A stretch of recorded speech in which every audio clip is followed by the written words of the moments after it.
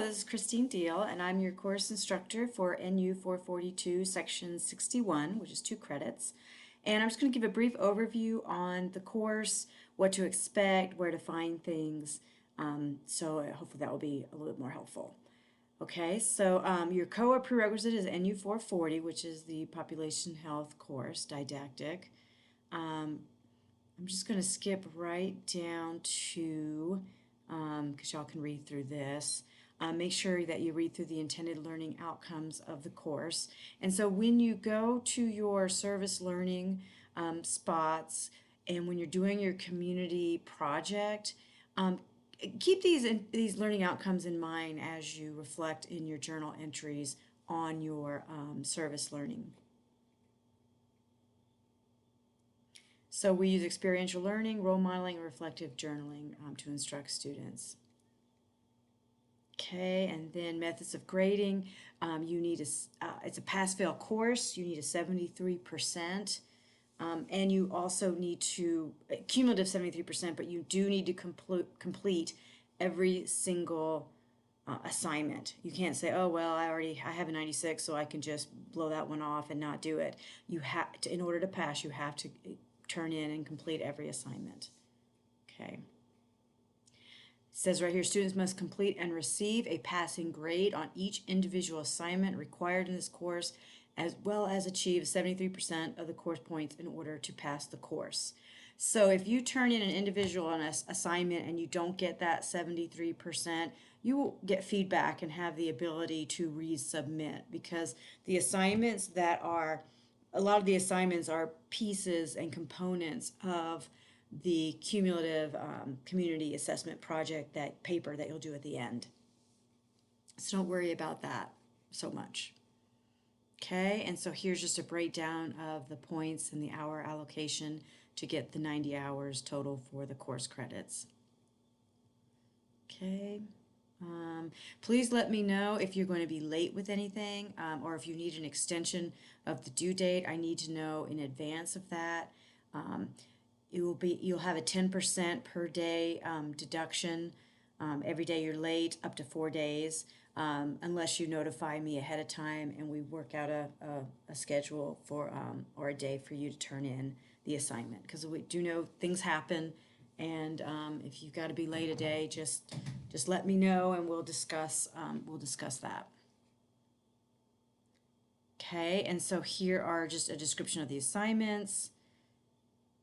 Service learning, okay, so you can choose whatever service learning area you would like to be in. It doesn't have to be in nursing, just anything that helps the community. A lot of people have a volunteer time in soup kitchens, St. Vincent de Paul. Some have gone into schools and volunteered reading to children at in the school library. There's a number of things you can do, roadside cleanup, anything that benefits the community and the health of the community. So it doesn't necessarily have to be at a clinic, so to speak, but it can be. Some people in the Boise area go to the Genesis Health, for example. So then there are emergency disaster preparedness hours. You have 12 hours of those, and we do have 6 clinical hours of online training for the nurses on the front line. And so you would need 6 more hours after that you can either do by volunteering for the Red Cross or by doing volunteering with COVID vaccines, or you can find more modules on your own to do. We don't have a list of other websites or webinars for you. The students usually find those on their own, but there's a lot that can be found on the CDC website. And so here's an example of any of the following activities that qualify to fulfill the remaining 6 clinical hours. So triage or care for COVID-19 patients, administering the vaccines, the test, answering phone calls, volunteering at the American Red Cross, as I mentioned, the Medical Reserve Corps, a simulation drill. The public health departments sometimes will hold those. I just don't know how often, but if there's an opportunity for that, certainly that would count. Serve on a disaster preparedness committee at a healthcare facility, online training modules, additional ones that you find on your own, And then if other activities, if you have any question about whether it counts or whether it would meet those requirements, just feel free to email, text, or call me if you're not sure. Okay, a separate component of a separate assignment is your education outreach. So this includes 14 hours. This does not have to be an in-person teaching. So this is different than your service learning hours. It can be done at the same place, in the same topic. Like say you're doing your service learning hours at a homeless shelter, and then your education brochure once you want it to focus on health of the homeless population, then you can certainly do that. It doesn't have to be different, but it is a different assignment. And so this doesn't include actually teaching. This includes talking with a manager at a facility of your choice, identifying what the needs of the population are, and then and agreeing, discussing that with someone who's working with that population, and then researching that piece of education that they think would be important or necessary, and then coming up with a brochure. Now, a brochure is a lot bigger than the infographic than you do in NU440. So it's not the same assignment. Brochures have more words, have more information. You need to cite the sources, have places to call for more information, resources, for example. So your education outreach is not the same thing as the infographic assignment that you had in 440. And the clinical activities journal, when you start your service learning, you will journal, and those are due at certain times. But I do know, sometimes you might not start your journal until later in the semester, or you won't start your service learning until later beyond when the first journal is scheduled to be due. Just let me know. Just put on your journal saying, haven't started yet, plan to start on this date, or no new activity, and then just let me know what your schedule is, because then that gives me, that communicates with me where you're at in that process, and if you need any help with that. Okay. The community assessment project can be done individually, or it can be done in a group. Preferably, we like for you to stay in your own clinical pod. It can be very difficult going across pods, okay, or across sections. But it is okay to do that in a group. Unlike your education project, your education outreach is individual. You do not do the education outreach in a group, okay? But your assessment project, you can. And it's the assessment project that has certain components of it due through the semester to get feedback on, to then use for your final paper that has all the components of the little assignments that you've had through the semester. There is an online roundtable film discussion, and so you'll have the opportunity to vote on a film in your group, what you want to have a discussion on, and then once that has been decided, there's a deadline that's on the modules for when to vote for your movie. And so once that is voted on, then I will post questions on that to open at the date that's identified. And keep in mind that when there's a discussion, you've got a due date for an initial discussion post, and then a due date for responding to your peers.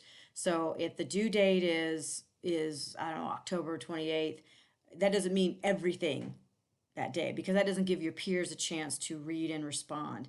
So the due date is generally, for the initial response, is generally a week or so before, or maybe even more, before the peer response date. So that way everybody gets a chance to communicate and read each other's responses.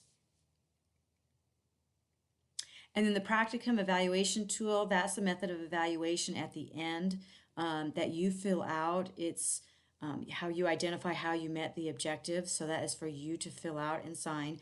And I'll put up announcements as it gets closer to the end of the semester to be doing that. But it's something to look at and maybe fill in as you go through the semester, so it's not such a big, process at the end to try to write everything in.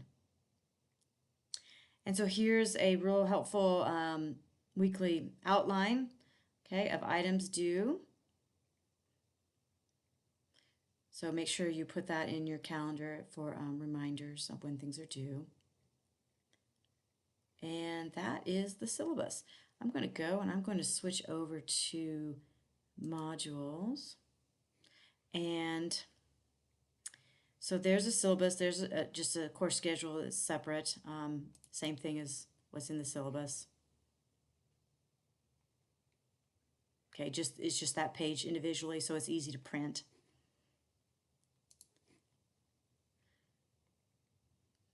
Okay, we've already done your introduction attendance, the orientation quiz is due September 12th.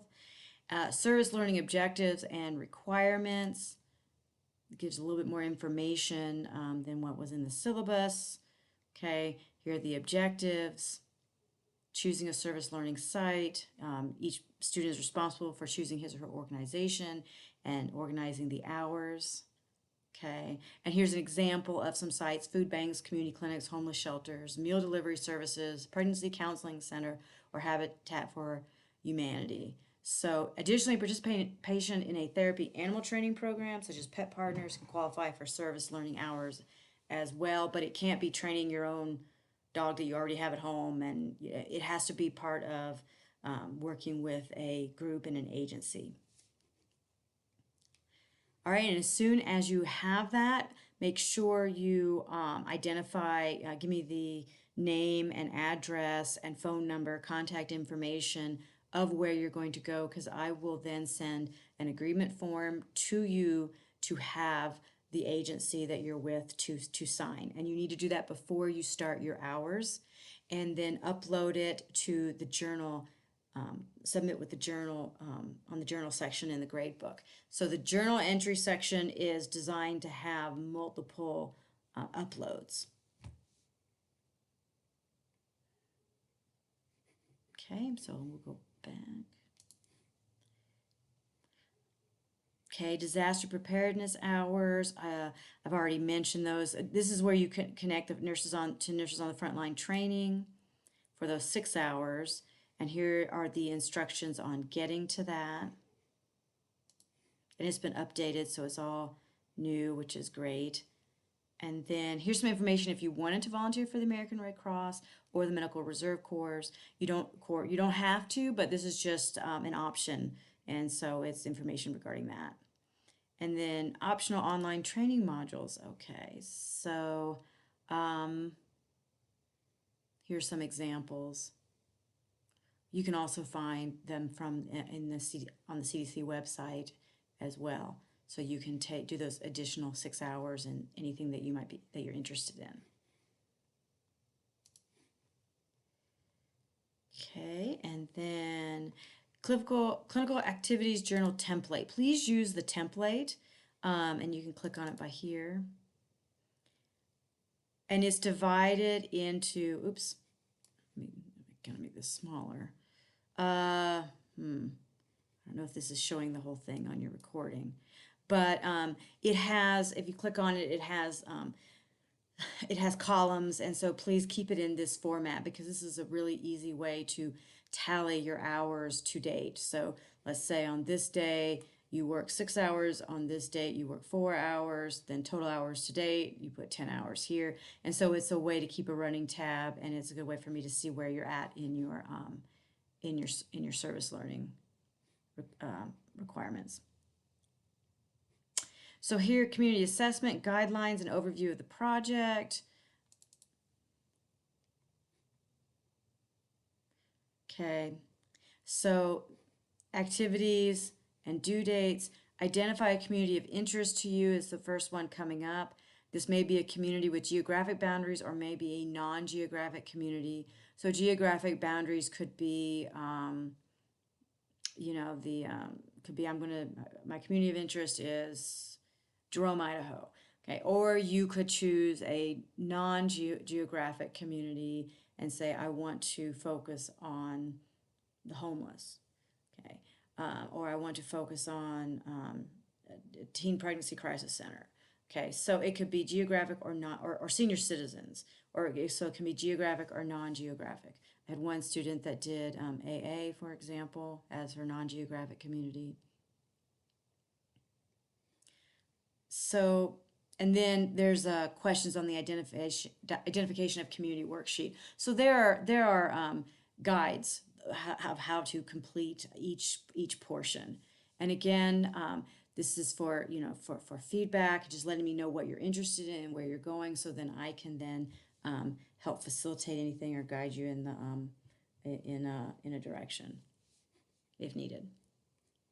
Okay, and then comes the windshield survey, which can be geographic or non-geographic. Okay, and then we have the problem statement, literature review, okay, etc. You can read through this. Okay, and then we'll go back to modules. Actually, I'll just go back here. Okay, and so here's a section on all of these components are going to be rolled into your final paper. Okay, so you can use the feedback from each of these components to have a for your final paper here. I've already discussed. Here's where you vote for the film discussion. Okay, and then here would be where we would post the questions after it's been voted on.